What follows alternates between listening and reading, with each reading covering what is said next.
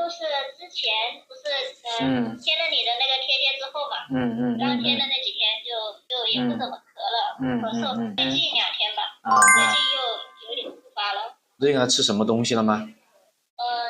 最近就正常的吃饭正常的，然后就因为他大便不是很好，就吃了一点水果。水果是吧？不能看到便秘就可以吃水果，不是正确的，知道吧？其实水果很多是偏寒性的一个水果。它是晚上咳还是早上咳啊？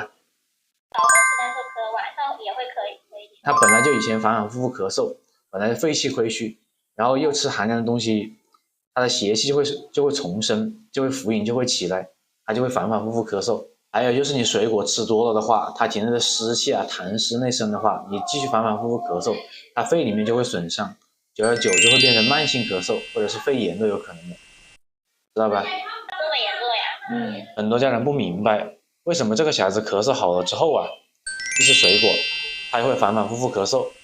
其实这个道理很简单的，这孩子咳嗽刚好啊，正气不足，所以小孩子身体没有完全恢复。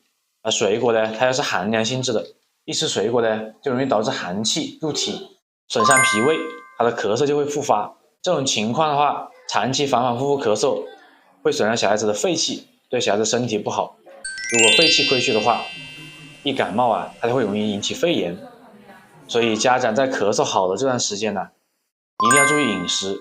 咳嗽好了也不要马上放松警惕，吃太多水果，吃太多高蛋白的，你吃小米粥啊，吃那种清淡的饮食为主。